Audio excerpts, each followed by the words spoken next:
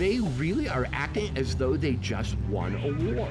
Now they're announcing that they saved America, basically. They portray her as this all-powerful General Zod who is going to melt them all with death rays from her eyes. Let's just stop for a second. The decision maker at MSNBC is named Caesar.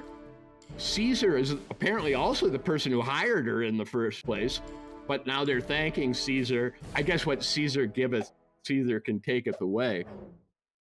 The entirety of this interview is how dare you. She is the electric fence inside which she's defining where the dog can run. He keeps trying to run outside of it, and she keeps zapping him. What we're looking at in RFK is a guy who was kept off the Democratic ballot, has been denied Secret Service, and has been censored on social media. I'm watching a win for RFK in this interview because for a lot of Americans, the people who they go after in this way are the people with whom the populace sympathize.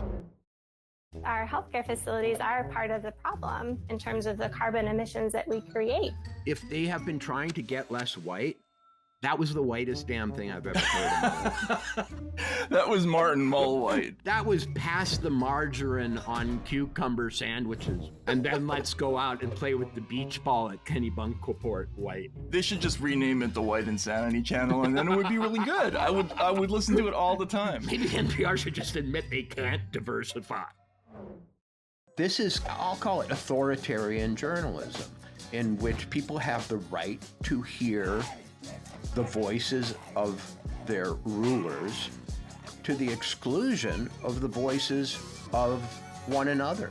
It's like saying you have the right to wear the handcuffs we put on. You have the right to listen to bullhorns in your right ear. That being framed as a right is the most perverse, inverted definition of rights I've ever heard. As a journalist, this whole concept makes me want to rip something in half, frankly. This idea that the answers are in there, they're in the box, you don't get to see it, trust us. I mean, as a citizen, it also infuriates me, this idea that, yeah, we got this, you don't need to know, it's operationally sensitive, it would be bad if we let it out. Transparency is the enemy of liberty. They're trying to pass this off on the press, and the press is going for it. That's the part I don't get.